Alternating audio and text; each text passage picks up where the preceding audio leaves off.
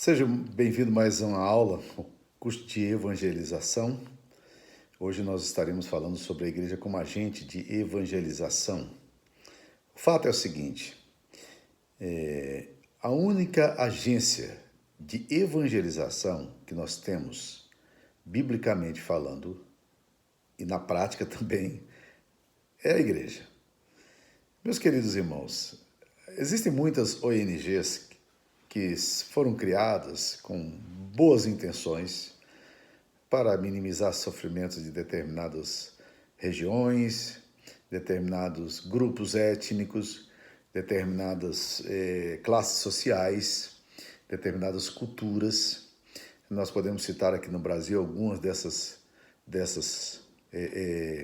agências, dessas sociedades que se prestam a isso, como Rotary Club, como Lions Club, e poderíamos citar várias outras, mas, na verdade, nenhuma delas tem a bendita tarefa e a gloriosa tarefa da evangelização. Essa tarefa é exclusiva da igreja. Em uma das palestras muito interessantes que foram dadas em 1974 no Congresso de Lausanne, Howard Snyder, ele escreveu um artigo exatamente sobre isso, e a tese central dele, ao falar da igreja como agente de evangelização, foi o seguinte, abre aspas, a igreja é o agente de Deus na evangelização. Falar da tarefa evangelizadora sem relacioná-la com a igreja é perder de vista a perspectiva bíblica e desenvolver uma evangelização incompleta. Então, seguindo essa mesma linha aí, um outro autor chamado Melvin Hodges, ele afirma que a igreja é o agente de Deus na terra, o meio através do qual ele se expressa no mundo. Deus não tem nenhum outro agente de redenção na terra. Isso nós podemos aprender quando nós observamos a própria estratégia de Jesus. Jesus confiou a tarefa da evangelização à sua igreja. E essa tarefa, primeiramente, ela foi profetizada, foi anunciada desde o Antigo Testamento. O apóstolo Pedro, querendo exaltar essa grande tarefa que nos foi dada, a grande mensagem que nós recebemos, ele diz o seguinte, em 1 de Pedro capítulo 1, versículo 10 a 12, foi a respeito dessa salvação que os profetas indagaram e inquiriram, os quais profetizaram acerca da graça a vós outros destinada, investigando atentamente qual a ocasião ou quais as circunstâncias oportunas indicadas pelo Espírito de Cristo que neles estava, ao dar de antemão testemunhos sobre os sofrimentos referentes a Cristo e sobre as glórias que os seguiriam. A eles foi revelado que não para si mesmos, mas para vós outros, ministravam as coisas que agora vos foram anunciadas por aqueles que, pelo Espírito Santo, enviado do céu, vos pregaram o Evangelho, coisas essas que os anjos anelam perscrutar. Ele faz menção aqui aos profetas e faz menção aqui ao ministério angelical, dizendo que essas coisas são tão estupendas, tão maravilhosas, que nós ouvimos essas verdades e os profetas indagavam, investigavam atentamente para tentar entender como é que seria essa coisa. Havia certo movimento, certo buchicho, nas revelações, e eles sabiam que algo sobrenatural estava acontecendo. E nos céus também os anjos estavam ouvindo ou percebendo algumas coisas que iam acontecer, mas os anjos não puderam adentrar o mistério de Deus outrora oculto em Cristo, que foi revelado na manifestação histórica de Deus no meio da humanidade. Os profetas já entendiam que algo especial seria dado à geração que Pedro se refere e que nos atingiu. Os profetas indagavam atentamente. Eles queriam saber quais seriam as circunstâncias oportunas. Eles sabiam exatamente o que... Não sabia exatamente o que aconteceria, mas eles estavam tendo um vislumbre especial de que algo deveria acontecer. Pois bem, a nós foi dada a tarefa, essa tarefa que era aguardada pelos profetas, que era esperada pelos profetas. Segunda coisa que a gente percebe quando nós estudamos a natureza da igreja é que o chamado da igreja é para proclamação. A igreja de Cristo é chamada para proclamar. O apóstolo Pedro, mais uma vez, vai dizer: vós, porém, sois raça eleita, sacerdócio real, nação santa, povo de propriedade exclusiva de Deus, a fim de proclamardes as virtudes daquele que vos chamou das trevas para a sua maravilhosa luz. Então, o chamado que nós recebemos de Deus para a salvação, a eleição que nos foi dada, essa bendita situação de nos transformar como sacerdócio real para a humanidade, o objetivo é proclamar as virtudes daquele que nos chamou das trevas para a sua maravilhosa luz. Então, o chamado da igreja é para a proclamação.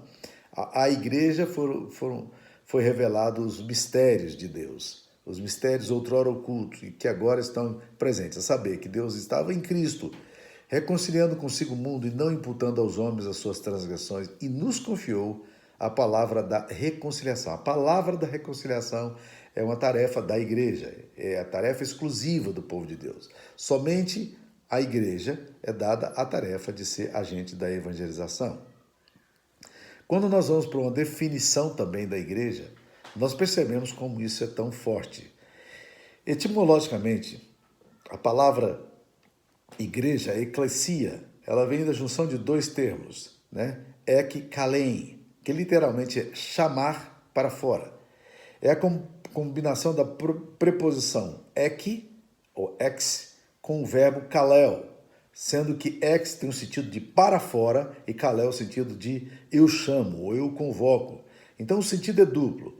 Deus chama e envia. É um ek kalel, é um chamado para fora. Deus convoca o seu povo para uma reunião e, ao mesmo tempo, na própria terminologia da eclesia, tem a ideia do envio para que as pessoas, o seu povo, vá até os confins da terra.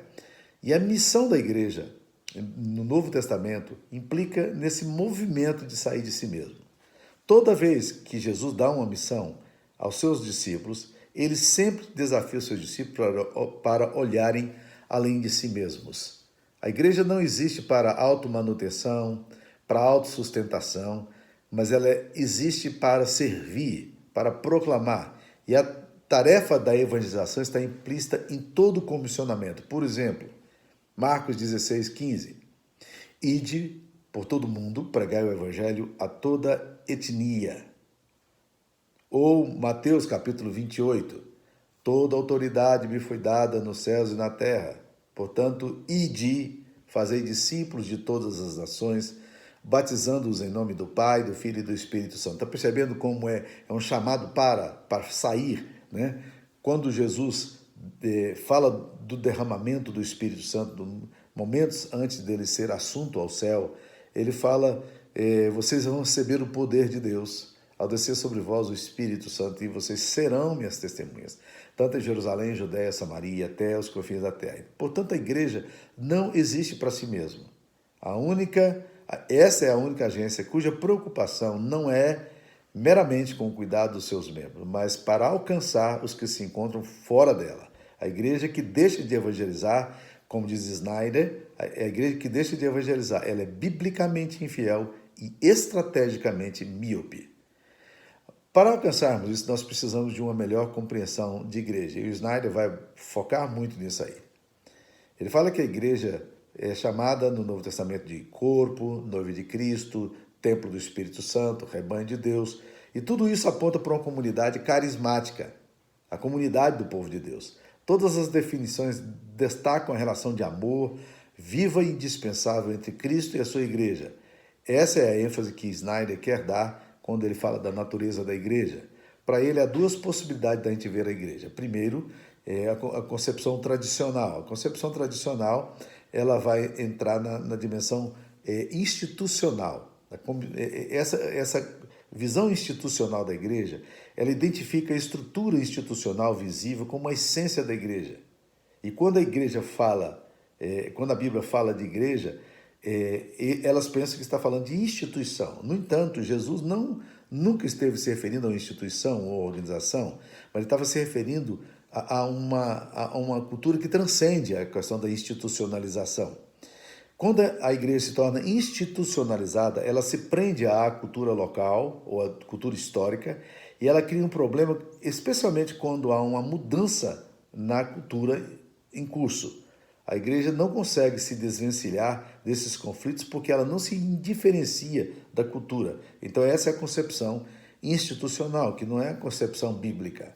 A outra concepção que ele diz que também pode ser equivocada, embora pareça correta, é de que a concepção mística da igreja, que coloca a igreja muito acima do tempo e do espaço. Para Snyder, pensar na igreja dessa forma invisível pode nos dar uma ideia muito mais platônica, né? Lembra do conceito de Platão, do ideal, de ideias, né? Que encontra dificuldades para compreender a vida e o progresso de Deus na Terra e na história. Então, quando a igreja flutua acima da cultura, ela nunca se deixa envolver pelas dimensões limitadoras do espaço, do tempo e da história em si, né? Então, qual é a visão da igreja segundo a Bíblia?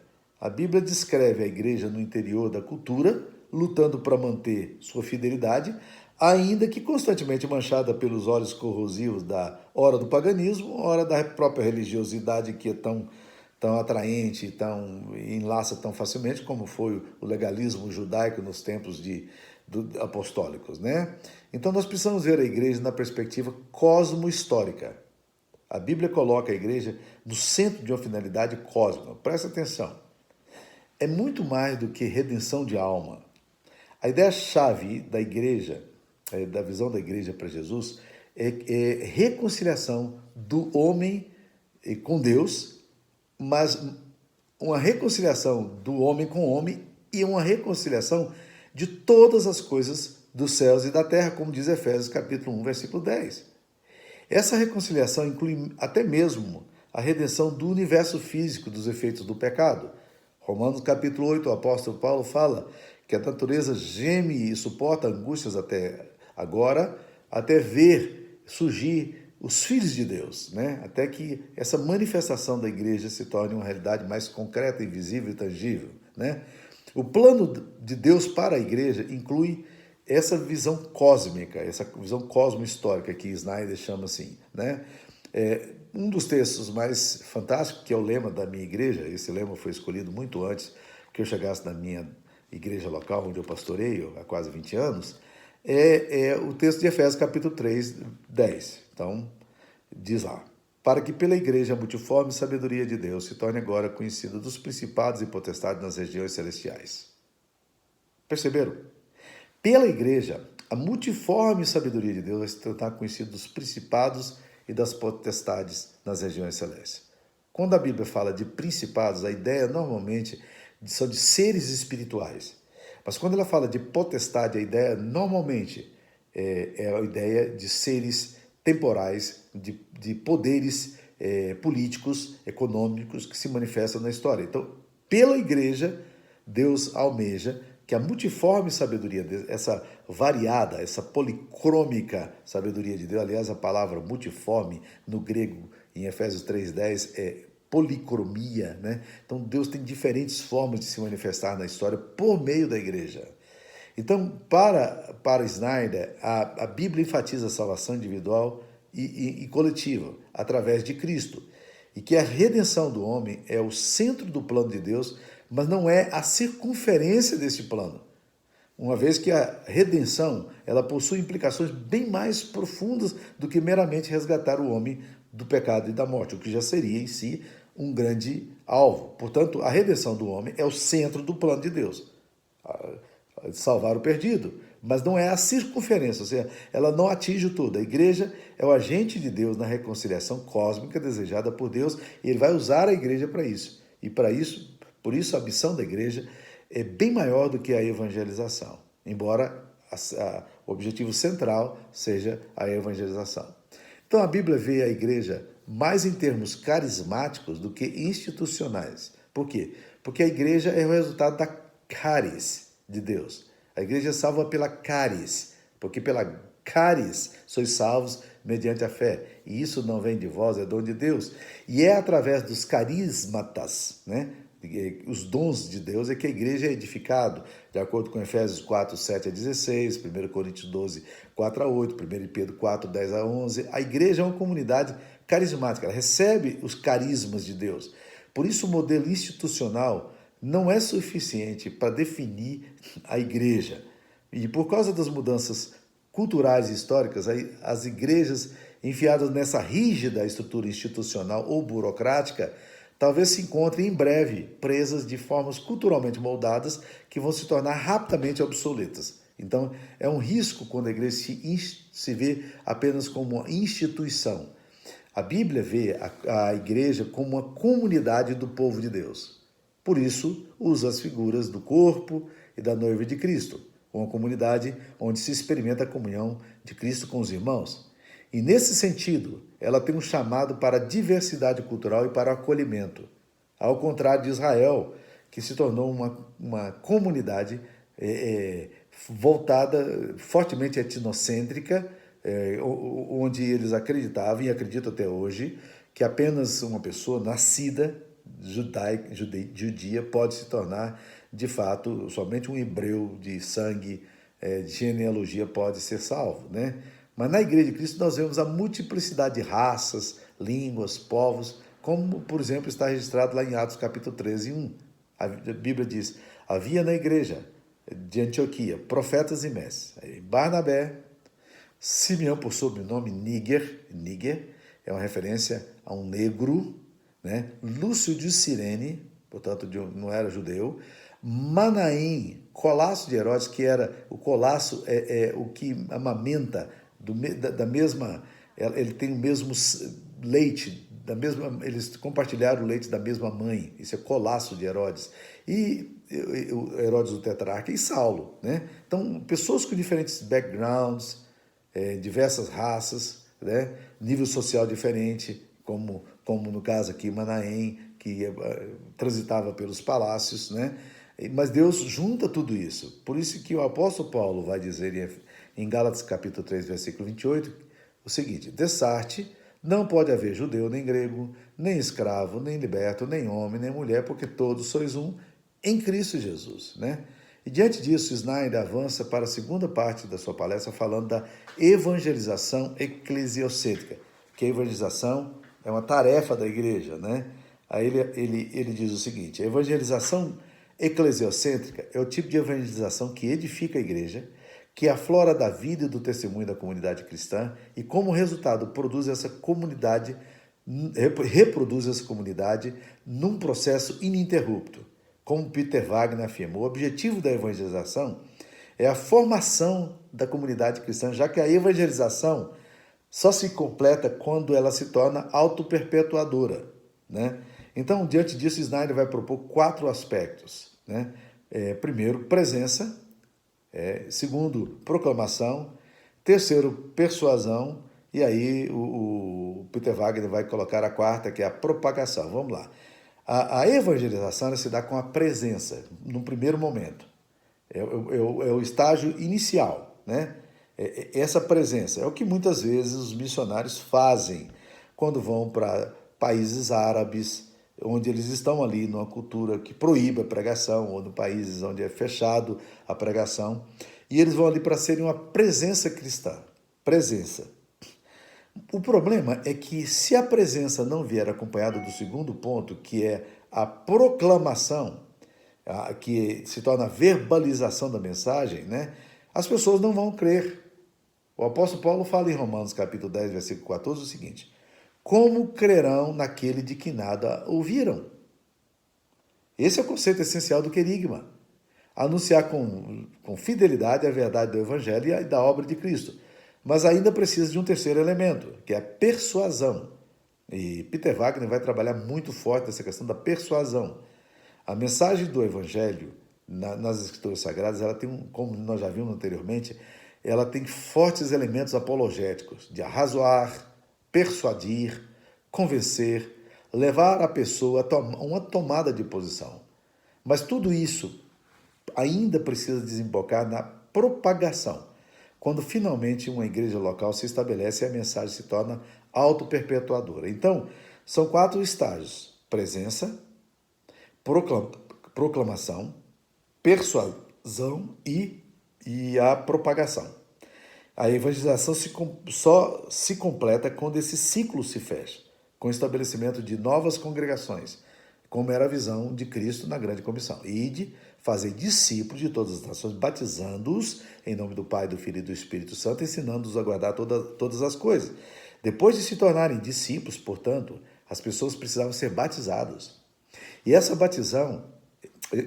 batismo era uma inserção numa comunidade local, da qual as pessoas agora tinham pertencimento, elas eram daquela comunidade, não se usava o termo membresia, mas era exatamente isso, né? Elas participavam aqui agora. E esse processo do discipulado deveria continuar, porque depois do batismo, Jesus diz, ensinando-os a guardar todas as coisas. Eis que estarei convosco até a consumação dos séculos. Portanto, a evangelização requer a existência de uma comunidade testificadora em torno da mensagem da evangelização. Essa igreja local, visível, histórica, tangível, ela foi colocada estrategicamente para que pudesse anunciar as verdades do evangelho a uma sociedade e culturas distintas e a todas as etnias. Para tentar fechar essa argumentação aqui, eu gosto muito de uma parábola contada por J.B. Phillips, e foi citado ali num dos livros do Philip Yancey, que ele diz o seguinte: certo dia, Deus estava admirando a natureza, olhando o universo que ele criou, toda a beleza, toda a harmonia, e quando ele estava ali admirando tudo, alguns anjos chegaram e se aproximaram dele, e silenciosamente ficaram ali olhando para onde ele estava olhando, e um dos anjos finalmente perguntou: Senhor, o que é que o senhor está fazendo? Ele disse: eu estou admirando a minha criação. Ela não é bela, harmônica? Olha como ela é sincrônica, como as coisas funcionam bem, né? Tá tudo ajustadinho, não é linda? E os anjos concordaram com o mestre, com o Senhor. Disseram: é verdade, Senhor, tudo que o Senhor fez é belo. Aí um anjo, mais atrevidinho, ele ousou caminhar numa outra pergunta. Ele perguntou assim: Senhor, para onde foi o seu filho nesse universo? Mostra-nos que planeta foi, para onde o Senhor enviou o seu filho.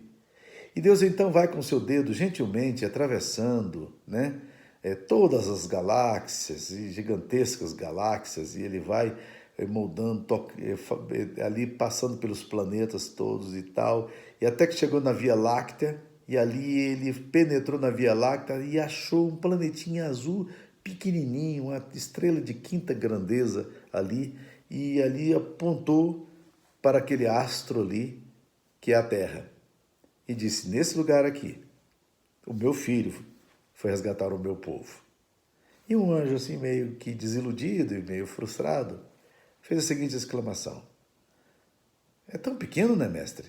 Ele disse: é pequeno, mas ali está o povo que eu amo.